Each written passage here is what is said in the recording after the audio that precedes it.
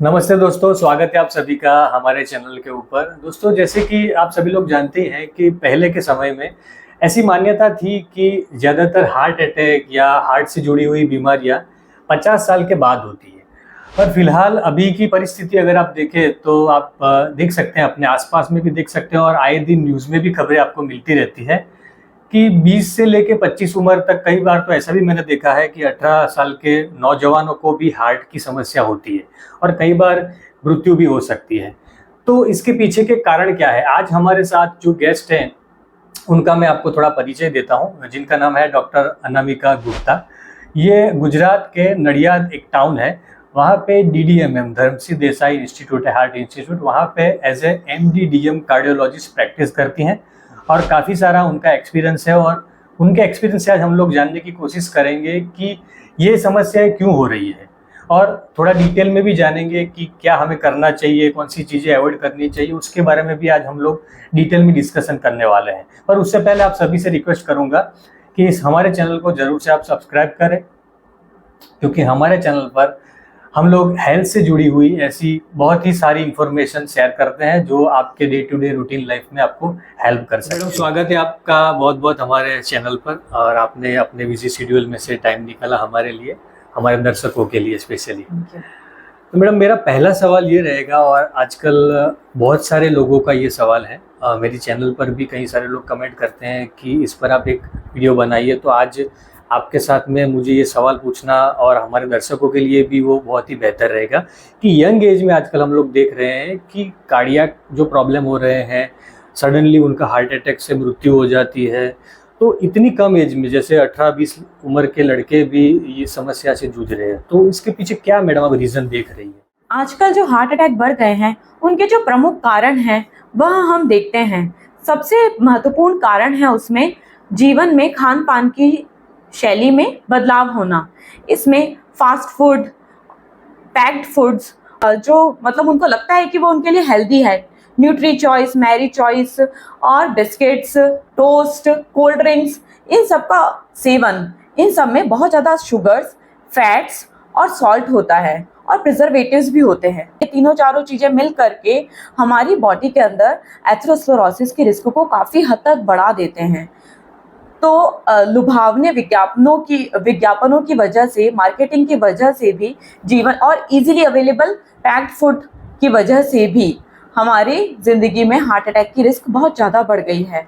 उसके अलावा आज की जीवन शैली में स्ट्रेस भी बहुत ज़्यादा बढ़ गया है, जिसकी वजह से sympathetic nervous system hyper activate हो जाता है। और सिंपैथेटिक नर्वस सिस्टम जब एक्टिवेट होता है तो उसमें हार्ट रेट बढ़ जाती है, हार्ट की कॉन्ट्रैक्टिलिटी बढ़ जाती है। एक और चीज़ मैं मैडम ऐड करना चाहूँगा इसके अंदर कि आजकल मैं देख रहा हूँ कि ओबेसिटी भी ज़्यादा बढ़ रही है। एक रिस्क फैक्टर की तरीके ही हम लोग उसको लेंगे कि ज़्यादातर देखिए, पहले अमेरिका और वेस्टर्न कल्चर में ये चीज़ पहले बढ़ी थी, और आज हाँ इंडिया में भी ये चीज़ें बढ़ रही है। छोटे छोटे बच्चे देखो अभी ओवरवेट दिख रहे हैं, तो कहीं ना कहीं ये भी एक रिस्क फैक्टर ही हम लोग गिनेंगे कि उसकी वजह से भी ये समस्या हो रही है। हाँ, मोटापा भी एक रिस्क फैक्टर के रूप में आता है, क्योंकि वो ही आजकल के खान पान और सीडेंटरी लाइफस्टाइल, मोबाइल लेकर के बस बैठे रहना और बाहर प्लेग्राउंड्स में नहीं खेलने जाना, या जो पहले बैडमिंटन, क्रिकेट या और भी कोई गेम्स के लिए बच्चे बाहर जाते थे, वो बहुत कम हो गया है और मोबाइल, टीवी, लैपटॉप, इसी में ज़िंदगी उनकी सिकुड़ करके रह गई है। तो यह भी सीडेंटरी लाइफस्टाइल भी एक बहुत बड़ा कारण है मोटापे के लिए और बढ़ते हुए हार्ट अटैक के लिए भी। एक मैडम कंफ्यूजन लोगों के दिमाग में भी रहता है, और कई बार मैं भी सोचता हूँ कि जो लोग इतनी फिट लाइफ जी रहे हैं, जैसे सेलिब्रिटीज है, तो उनकी तो बहुत ऐसे शेड्यूल होता होगा, वो जिम में जाते हैं, अपने बॉडी भी एकदम शेप में रखते हैं, खान पान का बहुत ध्यान रखते हैं। इन लोगों के अंदर भी ये समस्या बढ़ रही, जैसे हमारे तो वो ध्यान में वही आ रहा है, हमारे आसपास में भी ये घटनाएं घट रही है, पर वो क्या है कि टीवी पे दिखता है, न्यूज़ में आता है, तो लोगों के ध्यान में आता है। तो ऐसी शेड्यूल में लाइफ जीना, डिसिप्लिन में लाइफ जीने के बावजूद भी ये चीज़ें है, तो कहीं ना कहीं इसमें सिर्फ स्ट्रेस का ही रोल हो सकता है क्या? इसमें स्ट्रेस के साथ साथ एक और जो इम्पोर्टेंट चीज होती है कि बहुत ज्यादा हाइपर एक्टिविटी करने की वजह से भी उसमें दिल की एक दीवार होती है जो वो मोटी हो जाती है। तो कुछ केसेस में, जिसको हम हाइपरट्रॉफिक कार्डियोमायोपैथी बोलते हैं, तो कुछ केसेस में इस तरह से भी हार्ट अटैक होने की संभावना हो जाती है।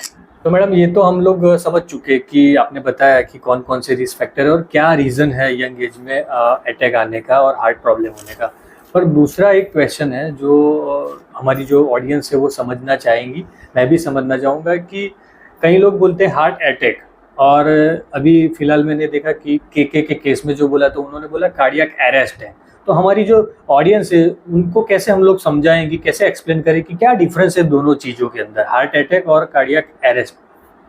देखिए, हार्ट अटैक में क्या होता है कि कोई एक नस ब्लॉक होने की वजह से कोई एक हिस्सा हमारे हार्ट का काम करना बंद कर देता है, पूरे हार्ट में से छोटा सा पोर्शन, एक पोर्शन, ठीक है। हाँ।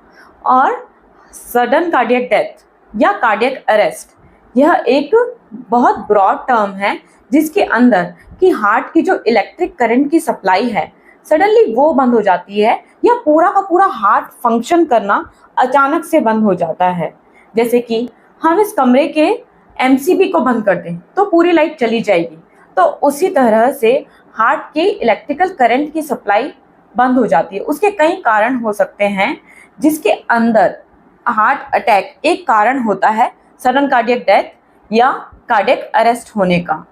इसके अंदर हो सकता है कि 1 घंटे पहले उसको कुछ सिम्टम्स आए या कोई भी सिम्टम ना आए और सडनली वह कोलैप्स होके, बेहोश होके गिर जाए। उसके बाद में यदि उसके आसपास कोई है और उसको कोई सीपीआर दे और या फिर इलेक्ट्रिकल डिफिब्रिलेटर होता है वह अप्लाई करे तो उसकी जान को बचाया जा सकता है। पर यदि वह अकेला है, बंद कमरे में है, तो बहुत हाई रिस्क है कि सडन कार्डियक डेथ या कार्डियक अरेस्ट में उसके बचने की संभावना बहुत कम हो जाती है। कार्डियक अरेस्ट या सडन कार्डियक डेथ होता है, उसके बहुत सारे कारण हो सकते हैं, जिसमें कि हार्ट अटैक जिसके अंदर ब्लॉकेज हो रहा है वह एक कारण है, या दिल की दीवार मोटी होने की वजह से उसमें हार्ट में करंट सप्लाई बंद हो जाए, या एरिथमियाज जिसको हम बोलते हैं कि जिसके अंदर भी इलेक्ट्रिक करंट की तरह से हार्ट के करंट सप्लाई में अचानक गड़बड़ी होती है, और इसके कारण हो सकते हैं हार्ट में कोई इन्फेक्शन या वॉल्व का खराब होना या हार्ट का फेलियर होना। यह इसके प्रमुख कारण होते हैं। मैडम, दूसरा एक बहुत ही अहम क्वेश्चन आपको पूछना चाहूँगा, और इस पे आपकी जो राय है वो बहुत इसके अंदर इम्पोर्टेंस रखती है कि आजकल जो न्यूज़ चल रही है और कई सारे लोग इसके बारे में चर्चा भी कर रहे हैं कि कोविड की जो वैक्सीन जिन लोगों ने ली, और स्पेशली कोवैक्सीन, शायद मैं अगर गलत नहीं हूँ तो कोवैक्सीन जिन्होंने ली उनको ये प्रॉब्लम, हार्ट की समस्या ज़्यादा आ रही है। तो क्या मैडम इसका कुछ रिलेशन है वैक्सीन का और हार्ट की समस्या का? आपका क्या इसके ऊपर कुछ नजरिया है? हाँ, कोवैक्सीन और कोविशील्ड दोनों के ही साइड इफेक्ट और रिस्क के बारे में जब वैक्सीन लगी थी तभी बताया जा चुका था, और उस वक्त ये ट्रायल फेज में ही, क्लिनिकल ट्रायल जो 3rd नंबर पे होता है उसी फेज में ही इसको लोगों में लगाया गया था। तो इसका वैक्सीन का केस तो कभी हीरो कभी विलन जैसा हो गया है, और अभी न्यूज़ में बहुत ज़्यादा, जब अचानक से एस्ट्राजेनेका ने कबूल कर लिया कोर्ट में कि वैक्सीन की वजह से ही ये मृत्यु हुई थी, लेकिन इन्होंने यह रिस्क वार्निंग पहले ही जारी कर दी थी।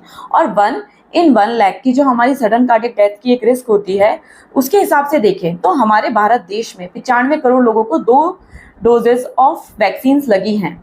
उसको यदि हम रिस्क को इसमें एक्सट्रापोलेट करें तो 10,000 लोगों की मृत्यु वैक्सीन की वजह से हुई होनी चाहिए थी, पर ऐसा केस सिनेरियो हमने नहीं देखा है। और जो इसकी रिस्क थी, इसका जो पीछे जो मैकेनिज्म था हार्ट अटैक होने का या ब्रेन स्ट्रोक होने का, वह ये है कि थ्रोम्बोसिस विथ थ्रोम्बोसाइटोपेनिक सिंड्रोम, जिसके अंदर थक्का अचानक से जम जाता है। तो वह रिस्क जो होती है वैक्सीन लगने के 3 से 6 महीने तक ही रहती है। तो वह रिस्क का पीरियड अभी सभी लोगों में खत्म हो चुका है, और जो वैक्सीन ने हमें फायदा दिया है कि जिनको कोविड हुआ उनको वो कोविड सीवियरिटी में नहीं हुआ, और जिनको नहीं हुआ उनके लिए वह प्रोटेक्टिव वे में रही है। तो उसके फायदे बहुत ज़्यादा थे, जो कि ये रिस्क थी, जो कि बहुत नेग्लिजिबल रिस्क थी। तो उसके हम फायदे देखें तो वो फायदे बहुत ज़्यादा थे। और अभी वो जो रिस्क का पीरियड है वो बिल्कुल एंड हो चुका है। तो आप लोगों को बिल्कुल भी घबराने की कोई ज़रूरत नहीं है कि वैक्सीन की वजह से हमें अभी हार्ट अटैक हो सकता है क्या।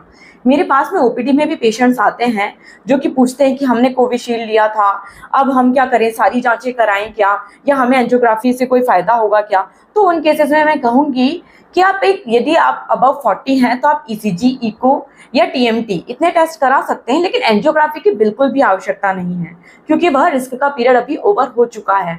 2022 में ही सबको वैक्सीन लग चुकी है और अभी 2024 में उस वैक्सीन की वजह से आप किसी को यह रिस्क फैक्टर इफेक्ट नहीं करने वाला है। तो मैडम, हम लोगों ने ये जो समस्या हमारी थी उसके बारे में तो डिटेल में बात की और हमारे दर्शकों को ये काफ़ी अच्छी जानकारी आपने दी। पर हम लोग आगे बढ़ते हैं अभी सॉल्यूशन के ऊपर। सॉल्यूशन क्या है? ये जो समस्याएं हो रही है, यंग एज में हार्ट प्रॉब्लम्स हो रहे हैं, अटैक्स आ रहे हैं, तो अभी सॉल्यूशन के ऊपर बात करते हैं। जैसे कि आपने एक बड़ा रिस्क फैक्टर मुझे बताया कि जो स्ट्रेस है, तो मेरा जो सब्जेक्ट भी वही है। मैं भी काफ़ी सारे पेशेंट देखता हूँ, तो उन लोगों में भी जो सबसे बड़ा फैक्टर मुझे भी दिखता है तो स्ट्रेस एक अंडर कवर वही है। तो उसके लिए तो बहुत से हमारे पास आइडियाज़ है, बहुत से सॉल्यूशंस है, जैसे कि योगा हो गया, आप डीप ब्रीदिंग कर सकते हैं। मैं ज़्यादातर फोकस करता हूँ सोशलाइज होने पे, यानी अपने आप को थोड़ा हम लोग एक्सप्रेस करें, जो भी हमारी समस्याएं हैं किसी के साथ शेयर करें तो कहीं ना कहीं हमारा जो स्ट्रेस लेवल होता है वो कम होता है। समस्याएं हैं वो किसी आप जो रिलायबल जिसका जो पर्सन हो उसके साथ शेयर करें। अगर आपके पास ऐसा कोई आदमी नहीं है नज़दीक का, तो मेरे जैसे टेक्निकल कोई लोग हैं उनके साथ भी आप जाकर, अभी तो अवेयरनेस बढ़ रही है, तो आप जाकर अपनी जो समस्या है वो शेयर करेंगे तो भी आपका जो स्ट्रेस लेवल है, बर्डन है, वो कम होगा। मैडम, आपका क्या ख्याल है इसके बारे में? हाँ, आप बहुत अच्छे से लोगों की मदद कर रहे हैं कि लोगों का स्ट्रेस डीबस्ट हो सके और वो अपनी प्रॉब्लम्स शेयर करके कोई बिहेवियरल थेरेपी के थ्रू उस अवसाद से या स्ट्रेस से, डिप्रेशन से बाहर निकल सके। तो इसमें आप बहुत अच्छा रोल निभा रहे हैं। 90% जो आपकी बीमारियां होती हैं वो आपके मेंटल थॉट्स की वजह से होती हैं, तो आप अपने थॉट्स को कंट्रोल कर सकते हैं। थेरेपीज जैसे कि योग, प्राणायाम और बिहेवियरल थेरेपीज या नेचर वॉक के माध्यम से यदि आप अपने स्ट्रेस को कंट्रोल कर लेते हैं तो आपकी स्लीप की क्वालिटी अच्छी होगी और बिंज ईटिंग या क्रेविंग्स नहीं होंगी, जिसकी वजह से आप फास्ट फूड या अनहेल्दी फूड नहीं कंज्यूम करेंगे। और फिजिकल एक्टिविटीज़ करने से आप अपने हार्ट अटैक के रिस्क को काफ़ी हद तक कम कर सकते हैं, क्योंकि फिजिकल एक्टिविटी किसी भी फॉर्म में करें तो वो हमारी बॉडी में नाइट्रिक ऑक्साइड को रिलीज करता है, जो कि एक नेचुरल वैसोडाइलेटर होता है, जिसकी वजह से आर्टरीज की सिकुड़न कम हो जाती है और आर्टरीज डायलेट हो जाती हैं, तो ब्लड सप्लाई हर ऑर्गन में अच्छे से पहुंचती है। तो कोई भी एक्सरसाइज, चाहे वो साइकिलिंग हो, स्विमिंग हो, जॉगिंग हो, मॉर्निंग वॉक हो, बैडमिंटन खेलना हो या क्रिकेट खेलना हो, but outdoor activities are more preferable. But gym भी कर सकते हैं, लेकिन एक लिमिट में करना है और धीरे धीरे उसको ग्रेजुअली इंक्रीज करना है, ताकि आप अपनी क्षमता के अंदर रह करके करें। अपनी क्षमता से बाहर जाकर के कुछ भी अचानक से या जोश में आकर के करने की कोशिश ना करें कि आप 1-2 दिन गए और कहीं स्प्रेन हो गया, स्ट्रेन हो गया, तो उन इंजरीज से भी बच करके ही रहें। तो आप धीरे धीरे ग्रेजुअली फिजिकल एक्टिविटीज़ को अपनी लाइफ में जोड़ते हुए अपने हार्ट अटैक के रिस्क को कम कर सकते हैं।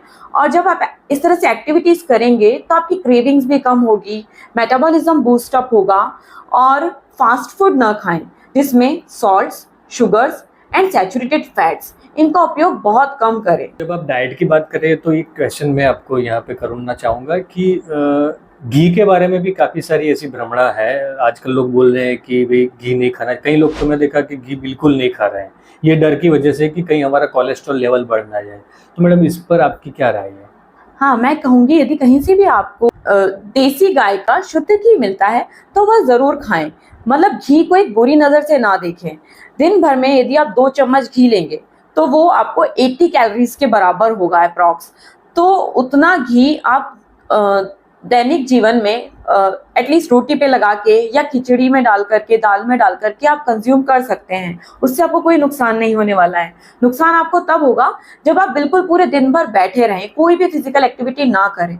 तो फिजिकल एक्टिविटी को भी इन्वॉल्व करें और हेल्दी डाइटरी हैबिट्स को अपने लाइफस्टाइल में इन्वॉल्व करें, वह आपके लिए बहुत बेनिफिशियल होगा। Cold drinks, fast food, packed food supermarket से लाया हुआ ready to make and ready to eat foods वह अवॉइड करें।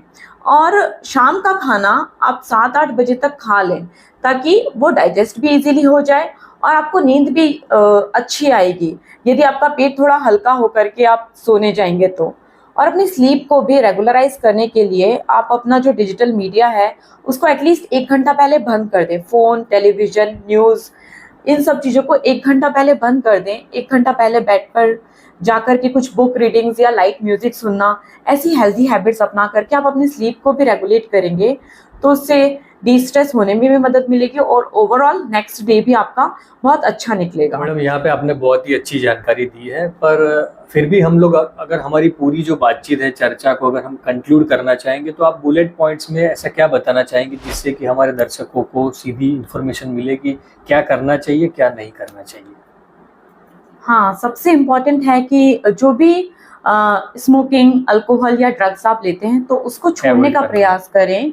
किसी डी एडिक्शन सेंटर या किटलाइन की या किसी दोस्त परिजनों की मदद ले सकते हैं और डॉक्टर भी आपको इसमें अच्छे से सलाह कर सकते हैं। तो आप पहले अपने आप को अवेयर कीजिए क्योंकि आपको पहली बार या सिगरेट या शराब किसी और ने पिलाई होती है, उसके बाद आप इसके आदी हो जाते हैं। इस एडिक्शन का आपको कोई भी फ़ायदा नहीं हो रहा है, फिर भी आप बस निरंतर इसको लेते जा रहे हैं, तो आप इसको छोड़ने की कोशिश करें। दूसरा है फिजिकली एक्टिव रहें किसी भी फॉर्म में जो आपके लिए डेली करना पॉसिबल हो और जो आप लाइफ लॉन्ग कर पाएँ। इस तरह का कोई एक्टिविटी लें। ज़रूरी नहीं है कि आप जिम ज्वाइन करें, उसकी 6 महीने की मेंबरशिप भरें, तो जो आप डेली रूटीन में कर पाएँ और आप सिंपल एक्सरसाइजेज, जॉइंट रोटेशन या 2-3 योगा एक्सरसाइजेज, सूर्य नमस्कार, इस तरह का आप 10 से 15 मिनट भी यदि सुबह सुबह निकाल लेते हैं तो आपका पूरा दिन बहुत अच्छे से निकलेगा। तीसरा सबसे इम्पॉर्टेंट जो मैं मानती हूँ कि अपनी डाइटरी लाइफस्टाइल को सही करें। वह आप सबको पता ही है कि कैसा भोजन हमें खाना चाहिए और कैसा नहीं खाना चाहिए। घर का बना हुआ कोई भी भोजन आप समय के हिसाब से लें तो वह आप ले सकते हैं, लेकिन बाहर का खाना फास्ट फूड अवॉइड करें और ऊपर से सॉल्ट एंड एक्सेसिव शुगर्स का कंजम्पशन अवॉइड करें। कोल्ड ड्रिंक्स एंड बिस्किट्स को भी अवॉइड करें।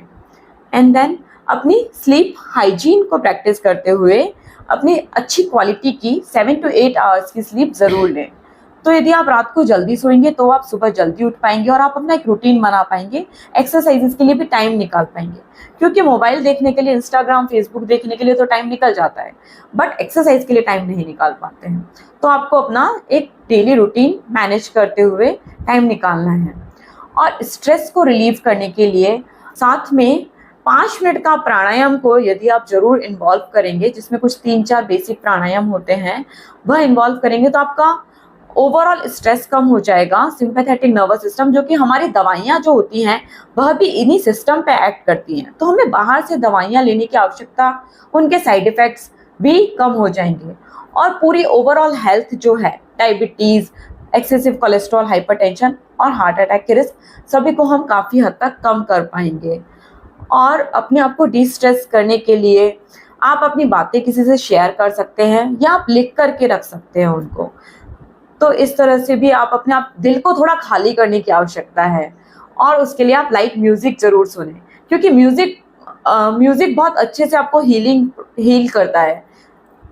और आप कुछ इसमें सलाह देना चाहेंगे डिस्ट्रेस करने के बारे में? जैसे कि आपने मैडम बताया, हम लोगों ने पहले भी बात की कि सबसे बड़ा जो रोल है वो स्ट्रेस है, और मेडिकल साइंस भी एग्री करता है कि हमारे जो 80 से 90% जितने डिसीज़ है वो साइकोसोमेटिक, यानी उसका जन्म होता है हमारे दिमाग से, स्ट्रेस से होता है।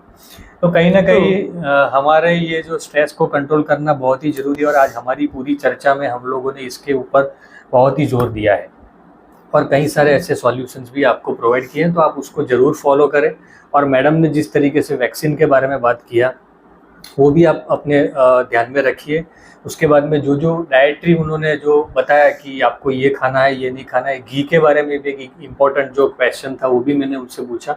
तो आप सेफली घी कंज्यूम कर सकते हैं, पर हाँ, घी खा के बैठे नहीं रहना है, घी खा के आपको फिजिकल एक्टिविटी करते रहना है। तो आज का हमारा जो ये वीडियो था, ये प्रोग्राम था, आपको कैसा लगा उसके ऊपर आप ज़रूर अपनी राय रखिए। और आप फ्यूचर में किस प्रकार के टॉपिक के ऊपर हमारे कुछ एक्सपेक्टेशन आपकी हो कि इस टॉपिक के ऊपर आप लाइए, नए वीडियो बनाइए, तो वो भी हमें कमेंट सेक्शन में बताइए। और अगर आप हमसे व्हाट्सएप के माध्यम से जुड़ना चाहते हैं तो मुझे कमेंट सेक्शन में आप लिंक लिख के भेजिए, मैं आपको लिंक भेजूंगा, जिससे कि आप हमसे व्हाट्सएप के माध्यम से भी जुड़ पाएंगे। फिर से एक बार मैडम का शुक्रिया मैडम, आपका कीमती वक्त निकालने के लिए और हमारी चैनल से जुड़ने के लिए। फ्यूचर में भी हम एक्सपेक्ट करेंगे कि कुछ ऐसे टॉपिक पे हम लोग साथ में ऐसा हमारे दर्शकों के लिए कुछ विषय पर चर्चा करें, जिससे उनको भी फायदा मिले। Thank you very much madam.